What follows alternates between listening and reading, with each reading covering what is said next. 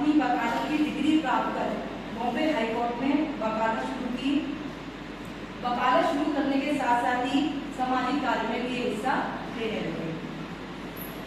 KM. Munshi का कहना था, भारतीय संस्कृति कोई जड़ या कोई वास्तु नहीं है, इसलिए यह भारतीय संस्कृति को चिंतन का एक सतत प्रभाव मानते थे। उनका सपना था एक ऐसे केंद्र की स्थापना की जाए जिस देश में प्राचीन और ज्ञान, आधुनिक वैदिकाएं, आशंकाएं मिलकर नए साहित्य की, इतिहास की और संस्कृति को जन्म दे सके।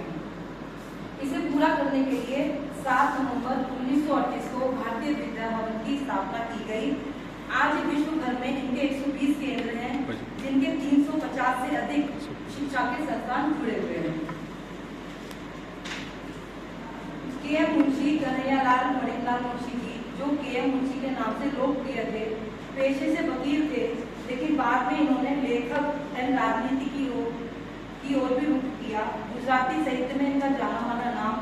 मुंशी ने अपनी रचनाएं 3 भाषाएं गुजराती, हिंदी और अंग्रेजी में गुजराती हिंदी में कुछ उपन्यास वगैरह भी इन्होंने लिखे थे।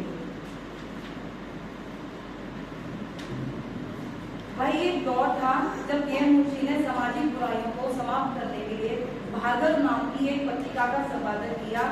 यही नहीं, इन्होंने जो विधवा महिलाएं होती हैं उनको अनादर का वो सहना ना पड़े देश का, तो इन्होंने विधवा महिला से भी शादी की। उसका समर्थन करने के लिए इन्होंने विधवा महिला लीलावती सेठ से विवाह किया। इसी समय में भारतीय राष्ट्रीय कांग्रेस से जुड़ गए और देश की स्वाधीनता के लिए कई बार जेल भी गए। विचारों में मतभेदों के कारण 1941 में कांग्रेस छोड़ के, हालांकि बाद में वो महात्मा गांधी के कहने पर 1940 में उन्होंने वापस कांग्रेस छोड़ी, तो जरूर महात्मा गांधी के कहने पे इन्होंने वापसी कर दी। के.एम. मुंशी के वापसी करने पर संविधान निर्माण में भी बहुत ही बड़ा योगदान रहा। वे मसौदा समिति, सलाहकार समिति, मौलिक आधारों उप समिति सहित कई समितियों का हिस्सा रहे। वे राष्ट्रीय ध्वज समिति के भी अध्यक्ष रहे, जिनके वर्तमान ध्वज को चुना गया। केंद्रीय खाद्य कृषि मंत्री भी रहते हुए 1950 में ज्येष्ठ वन महोत्सव की भी शुरुआत की। मुंशी ने 1952 से 1957 तक उत्तर प्रदेश के राज्यपाल के रूप में भी कार्य किया। खास बात यह थी कि मुंशी घनश्याम उपनाम रचनाएं लिखते थे। इन्होंने अखंड हिंदुस्तान नाम से भी एक रचना की थी। इस किताब में इन्होंने लिखा कि भारत इतिहास अधिकतर विदेशी इतिहासकारों ने लिखा है, जिसमें भारतीय परिप्रेक्ष्य का अभाव नजर आता है।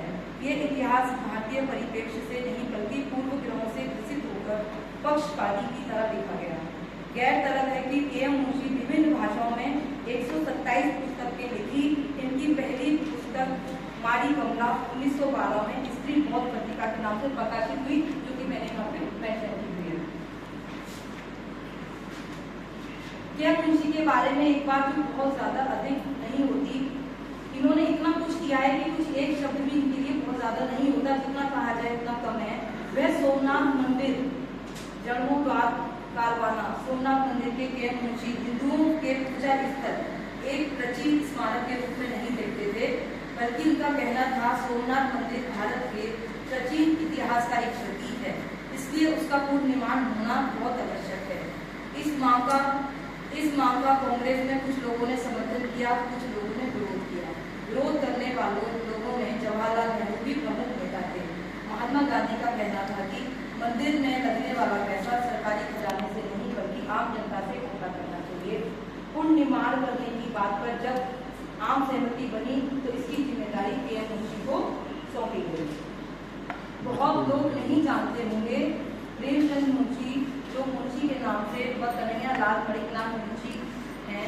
दरअसल हुआ यूँ था कि 1930 में कन्हैयालाल मणिलाल मुंशी को महात्मा गांधी ने प्रेरणा दी, जिसके बाद उन्होंने प्रेमचंद के साथ मिलकर पत्रिका हंस निकाली।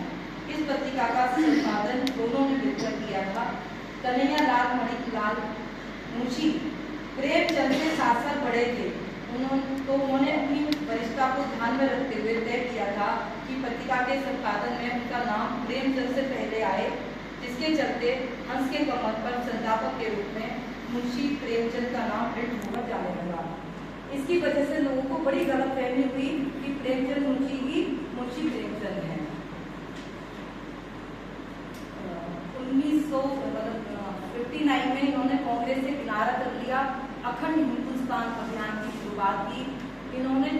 श्रीमती राजगोपालचारी के साथ मिलकर स्वतंत्र पार्टी का निर्माण किया।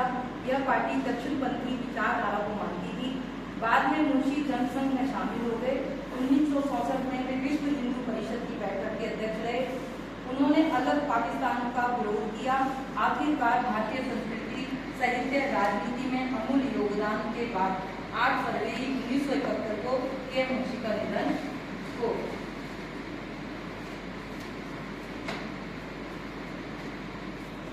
के मुंशी की अगर मैं गिट पे जाती हूँ इनकी,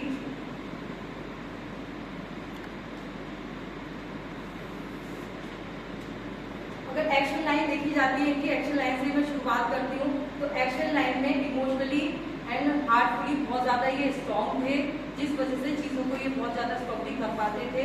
मेंटली स्ट्रेंथ बहुत अच्छी थी इनकी। अगर इनकी सुपर सक्सेस लाइन की मैं बात करूँ, सुपर सक्सेस लाइन में इनकी शादीशुदा जिंदगी तो बहुत ज्यादा अच्छी नहीं रही। 1900 में इन्होंने पहली शादी की, तो 1924 में इनकी वाइफ की डेथ हो गई थी। उसके बाद इन्होंने प्रैक्टिकली नंबर इनका नहीं था, सोचने समझने की चीजें इनके अंदर नहीं थी, तो इन्होंने एक विधवा महिला से शादी की।